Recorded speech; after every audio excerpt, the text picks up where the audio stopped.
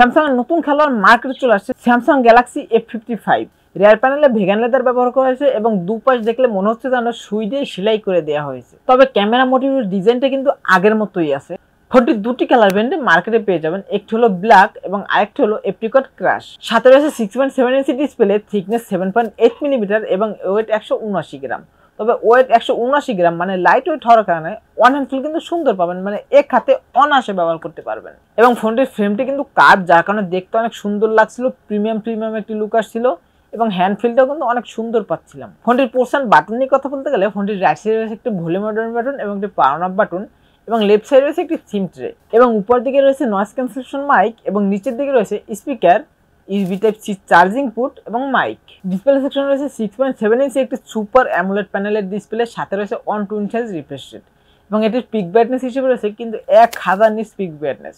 তবে 1000 nits pick brightness হওয়ার কারণে মানে ইনডোরে তো ভালো ব্রাইটনেস পাবেনই, তবে আউটডোরে ডিরেক্ট সানলাইটেও ব্রাইটনেস জনিত কোনো ঘাটতিই মিলবে না। চিন বেজেল নিয়ে কথা বলতে গেলে চিন বেজেল মোটামুটি ভালোই নারো এবং এই ফোনটিতে প্রসেসর হিসেবে রয়েছে স্ন্যাপড্রাগন 7 জেন 1 প্রসেসর। এটি একটি অক্টাকোর প্রসেসর এবং এটি কিন্তু 4 ন্যানোমিটার আর্কিটেকচারে বিল্ড করা এবং আপনারা সকলেই জানেন যে প্রসেসর যত কম আর্কিটেকচারে বিল্ড করা হবে তত ভালো পারফর্ম করবে। এই ফোনটি 3টি ভ্যারিয়েন্টে মার্কেটে পেয়ে যাবেন, 8GB র্যামের সাথে 128GB স্টোরেজ এবং আরেকটি ভ্যারিয়েন্ট হলো 8GB র্যামের সাথে 256GB স্টোরেজ এবং আরেকটি ভ্যারিয়েন্ট হলো 12GB র্যামের সাথে 256GB স্টোরেজ।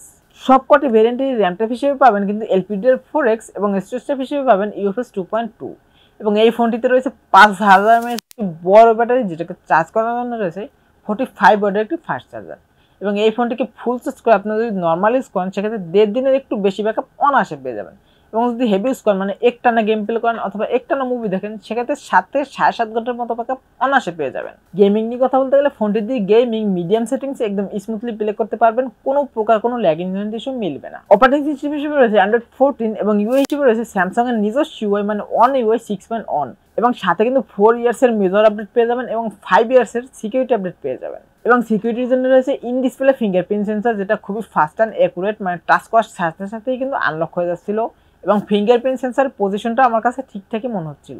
রিয়ার প্যানেল রয়েছে ট্রিপল ক্যামেরা সেটআপ, যার মেইন শুটারটি 50 মেগাপিক্সেলের একটি শুটার, সাথে রয়েছে ওআইএস সাপোর্ট এবং সাথে পেয়ে যাচ্ছেন আরেকটি 8 মেগাপিক্সেলের আলট্রা শুটার এবং সর্বশেষ পেয়ে যাচ্ছেন 2 মেগাপিক্সেলের একটি ম্যাক্রো শুটার এবং ফ্রন্টে রয়েছে 50 মেগাপিক্সেলের একটি সেলফি ক্যামেরা এবং এই ফোনটির রিয়ার ক্যামেরা দিয়ে মানে সর্বোচ্চ ভিডিও রেকর্ড করতে পারবেন 4K 30fps এ। ফোনটি বাংলাদেশে এখনো লঞ্চ হয়নি, তবে ইন্ডিয়ায় লঞ্চ হয়ে গেছে অলরেডি। ইন্ডিয়ায় দাম রাখা হয়েছে 26,999 রুপি, যা বাংলাদেশি টাকায় কনভার্ট করলে দাঁড়ায় 38,000 টাকার কাছাকাছি। সো আজকে ভিডিও ছিল এই পর্যন্তই, দেখাবেন নেক্সট কোনো ভিডিওতে।